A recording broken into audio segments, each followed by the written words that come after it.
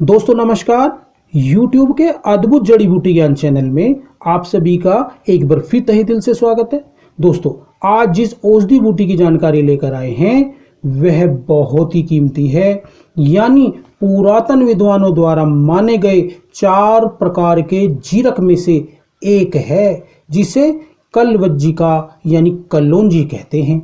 इसे वत्सनाभ कुल की वनौषधि माना गया है। वैसे पुरातन विद्वानों ने कलौंजी के गुणों के अनुरूप भी इसे अन्य दिव्यादि वर्गों में, जिनमें वृश्यादि वर्ग, गर्भाशय संकोचक द्रव्य वर्ग आदि में भी शामिल किया है।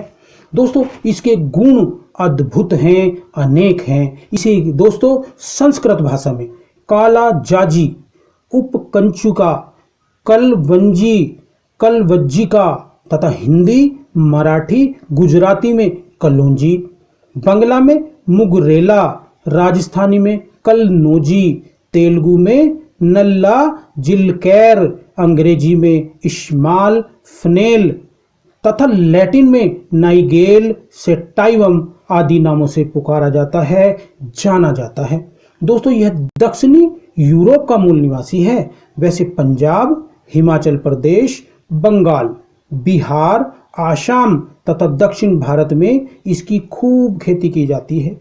यही नहीं, अफगानिस्तान, मिस्र आदि देशों से भी इसका आयात किया जाता है। इसके पौधों का जो झाड़ सौंफ के छुपके जैसा, सौंफ के झाड़ के जैसा दिखता है।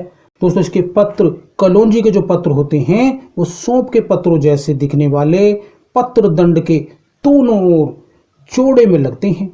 इसके फूल नीली आभा युक्त पीले रंग वाले होते हैं, एकल होते हैं तथा लंबे पुष्प दंड पर लगते हैं। यही नहीं, पुष्पों के झड़ने पर कली आती है। इसके फूल सर्दियों में आते हैं, फिर फल लगते हैं। दोस्तों इसके बीज जो होते हैं वो तिल जैसे, तिल से कुछ मोटे, 3 कोणों वाले, गहरे काले, घने भूरे रंग के होते हैं। दोस्तों बीज फल में खूब अधिक होते हैं। कलौंजी के गुण धर्मों की बात करें तो दोस्तों कलौंजी का जो रस होता है वो कटु और तिक्त होता है तथा गुण जो होते हैं वो लघु और रुक्ष व तीक्ष्ण होते हैं। इसकी प्रकृति यानी तासीर गर्म होती है। इसका विपाक भी कटुई होता है। यह बूटी कफ और वात दोनों दोषों का शमन करती है, यानी उनको संतुलित करने का कार्य करती है, लेकिन पित्त को बढ़ाती है क्योंकि यह गर्म स्वभाव की होती है।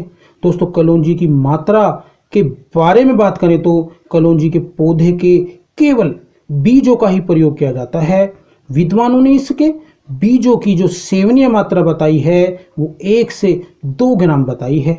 अतः इसके बीजों का जो चूर्ण है वो आयु, बल, प्रकृति, देश काल, वातावरण तथा चिकित्सा सलाह आदि का ध्यान रखते हुए प्रयोग करना चाहिए। दोस्तों मिलावट की बात करें तो लालचवश इसके बीजों में प्याज, गाजर, मूली, लहसुन तथा भृंगराज आदि के बीजों का भी मिश्रण किया जाता है। दोस्तों इसीलिए जांच परख कर शुद्ध व असली बीजों का यानी असली कलौंजी का ही चयन करना चाहिए। दोस्तों भ्रमवश कुछ लोग कलौंजी को लहसुन के बीज कहते हैं, जो सत्य नहीं है। दोस्तों दोनों अलग अलग होते हैं तथा अधिकतर लोग इससे परिचित भी हैं, क्योंकि अचार, चटनियों आदि में इसका गृहिणियां खूब प्रयोग करती हैं। दोस्तों इसके निषेध विशेष यानी सावधानियों की बात करें तो कलौंजी उष्ण यानी गर्म तासीर की होती है, अतः उचित मात्रा में ही इसका सेवन करना चाहिए। यह पित्त की वृद्धि करती है, इसलिए पित्त प्रकृति वालों को सावधानी पूर्वक इसका प्रयोग करना चाहिए। यह तीव्र गर्भाशय उत्तेजक मानी गई है, अतः गर्भावस्था में इसका सेवन कदापि नहीं करना चाहिए। दोस्तों इसकी अधिक मात्रा के प्रयोग करने से यानी अधिक मात्रा खा लेने से भ्रम, चक्कर आने की, सिर दर्द की परेशानियां होने लगती हैं। यही नहीं, आमाशय, आंतों, गुर्दों, चमड़ी पर भी इसका हानिकारक प्रभाव होता है, अतः अति सेवन हानिकारक होता है।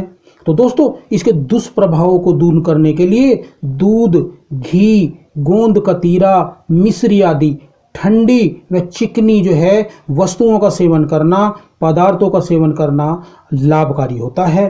दोस्तों, इस प्रकार कलौंजी न केवल एक मसाला है बल्कि एक खूनकारी औषधि भी है। इसके स्वास्थ्य लाभों की बात करें तो दोस्तों, कलौंजी शोथ, सूजननाशक, दर्द पीड़ा, चमड़ी के रोगों को दूर करने वाली नायाब औषधि बूटी है।